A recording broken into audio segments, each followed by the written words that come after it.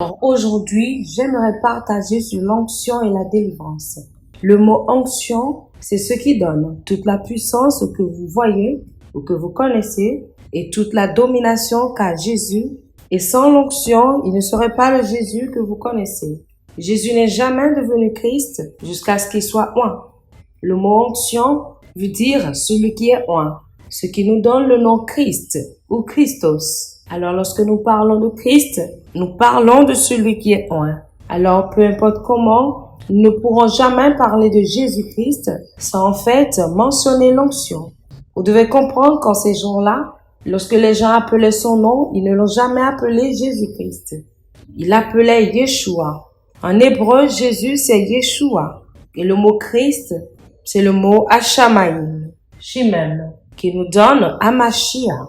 Alors, lorsque vous entendez quelqu'un dire Yeshua Mashiach, c'est Jésus loin. Alors, vous ne pouvez pas être appelé chrétien si vous ne connaissez pas la signification de cela. D'accord? Alors, qu'est-ce qui s'est passé pour que le mot chrétien sorte? J'aimerais que vous vous rendiez dans le livre des Actes chapitre 2 au verset 9 et nous le lirons ensemble. Est-ce qu'on peut le lire ensemble? Parthes, Mèdes, Élamites, ceux qui habitent la Mésopotamie, la Judée, la Cappadoce, le Pont, l'Asie, la Phrygie, la Pamphylie, l'Égypte, le territoire de la Libye voisine de Cyrène, et ceux qui sont venus de Rome, juifs et prosélytes, crétois et arabes, comment les entendons-nous parler dans nos langues de merveille de Dieu? Ils étaient dans l'étonnement. Est-ce que vous pouvez entendre ou est-ce que vous pouvez un peu imaginer ces déclarations? Ils étaient tous dans l'étonnement de les entendre dans leurs différentes langues parler des merveilles de Dieu. Ils étaient tous dans l'étonnement et ne sachant que penser. Je trouve ceci très intéressant, que vous êtes étonnés mais que vous doutez toujours. Pourquoi ils étaient dans l'étonnement? Parce que quelque chose venait juste de se produire. Ce qui s'est passé, c'était l'effusion de l'esprit. Mais cela n'a pas choqué les gens, mais ce qui les avait choqués, c'était le résultat de l'effusion de l'esprit. L'histoire ici, ce n'est pas la coulée de l'esprit, mais l'attitude. Dans Actes chapitre 2, la Bible dit que le Saint-Esprit est venu comme un puissant vent impétueux. Il y avait une voix comme un puissant vent impétueux. Lorsque cela s'est produit, ce n'est pas notre problème. Les gens n'étaient pas choqués de cela. Les gens étaient choqués des comportements, des attitudes. Rappelez-vous que ces personnes vivaient dans la peur. Alors les gens se demandent comment ils ont commencé à se comporter. Il y avait Pierre qui se cachait même. Il avait même renié Jésus à ce moment, dans la peur d'être crucifié. Mais lorsque l'Esprit est venu sur lui, il avait l'audace. Il est sorti, il a commencé à prêcher et à parler au peuple. Il a commencé à prêcher au peuple. Il a même cité le livre de Joël. Qu'est-ce qui donnait à Pierre l'audace? C'est ce que nous appelons l'onction. Le Saint-Esprit peut venir sur vous. Ça, ce n'est pas assez. Mais maintenant, votre comportement, en tant que résultat de l'Esprit de Dieu sur vous, c'est ce que nous appelons l'onction. Maintenant, laissez-moi juste vous dire quelque chose ici. Parce que nous avons beaucoup de personnes qui, en fait, ne réalisent pas ce qui s'est produit. Parce que vous pouvez peut-être avoir le Saint-Esprit sur vous, mais il ne serait peut-être pas en train de fonctionner. La seule manière où il peut se révéler ou se manifester sur vous, c'est peut-être lorsque vous êtes en train de prier, lorsqu'il vous demande de prier au Père, et vous priez en langue. C'est ça.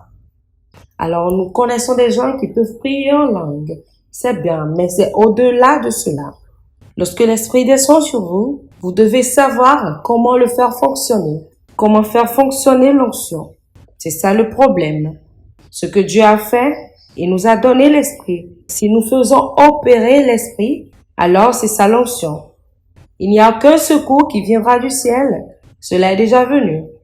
La Bible a dit que à ceux qui l'ont reçu, il a donné. Ce n'est pas qu'il le donnera. Il leur a donné quoi? Le pouvoir. Le pouvoir est déjà donné sur vous. Il y a des gens qui disent, j'attends le Seigneur. Moi, par exemple, il n'y a plus rien sur lequel ou à propos duquel j'attends le Seigneur. Tout ce dont j'ai besoin, je le reproduis ou je le produis. Imaginez lorsque Pierre est venu à la belle porte dans Actes chapitre 3, où il a trouvé un homme qui était boiteux. Peut-être, il dira, imaginez juste que Pierre dise à ce boiteux, attendons Dieu, un jour tu seras guéri. Il dit, je n'ai ni or ni argent, mais ce que j'ai, maintenant, je te le donne. Écoutez, Pierre savait qu'il avait quelque chose en sa possession. Vous devez savoir que vous avez l'onction. Pierre a dit ce que j'ai, ce que je possède, et non ce que Dieu possède. Il dit ce que j'ai, je te le donne. Lève-toi et marche. La levée et la marche de cette personne, c'est ce que Pierre avait. Que quelqu'un dise oui. Que quelqu'un dise oui. Alors lorsque je vous parle maintenant, le problème que nous avons, c'est qu'il y a des gens qui ne réalisent pas comment faire que l'onction opère ou fonctionne pour elle. Alors, ils ont l'esprit, ils ont l'onction, mais ils ne savent pas comment faire fonctionner ou faire marcher l'onction. Alors, ils prient même de la manière de l'Ancien Testament. Ils disent, oh Seigneur Dieu, exauce nos prières. Oh Seigneur, envoie ton secours. Seigneur, descends maintenant et exauce-moi. C'est une prière audacieuse, mais cela prendra du temps à exaucer. Je vous dis la vérité. Regardez bien Actes chapitre 3. Laissez-moi lire une écriture pour vous. Actes chapitre 3, que quelqu'un dise, je fais fonctionner les choses en ce moment. Les gens qui disent, j'attends le Seigneur. Si vous ne savez pas faire, si vous ne prêtez pas attention, vous attendrez tout le restant de votre vie. Ces jours-là sont terminés. Alors, lisons à partir du verset 1 de Actes chapitre 3. La Bible dit, Pierre et Jean montaient ensemble au temple à l'heure de la prière. C'était la 9e heure. D'accord? Lorsque la Bible dit la 9e heure, cela veut dire il était 15 heures. D'accord? Alors, on compte à partir de 6 heures, on compte 9 heures. À partir de 6 heures. Alors, il était 15 heures en ce moment. Alors, vous devez savoir que spirituellement, 15 heures est très importante pour la prière. Nous parlerons de cela un autre jour. Il y avait un homme boiteux de naissance. Cet homme était boiteux depuis où? Depuis le ventre de sa mère, qu'on portait et qu'on plaçait tous les jours à la porte du temple appelé la Belle, pour qu'il demandât l'aumône à ceux qui entraient dans le temple. Maintenant, verset 3, cet homme, voyant Pierre et Jean qui allaient y entrer, leur demanda l'aumône. Il était un mendiant. Il mendiait parce qu'il était boiteux. Maintenant, la Bible continue. Il dit Pierre, de même que Jean fixa les yeux sur lui. Il dit, regarde-nous.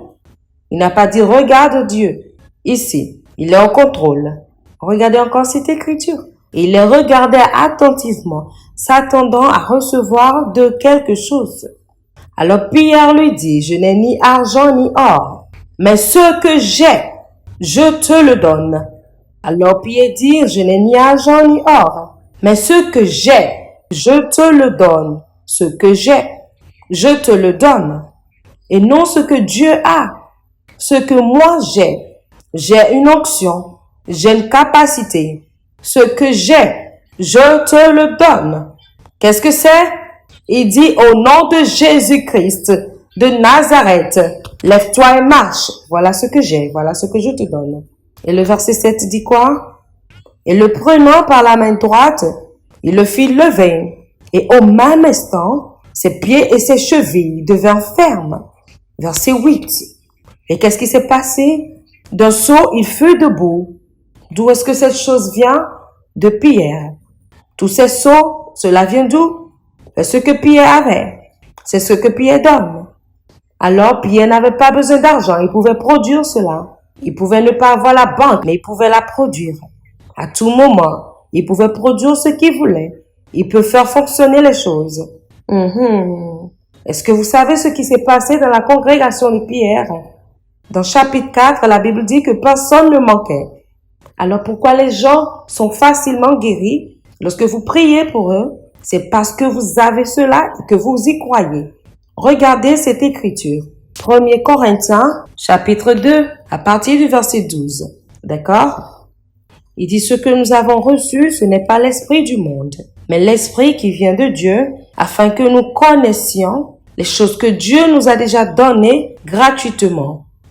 Alors là où vous vous tenez, il y a beaucoup de choses que Dieu vous a données gratuitement. Mais le problème, c'est que l'esprit du monde fera que vous ne comprendrez pas que vous avez ces choses.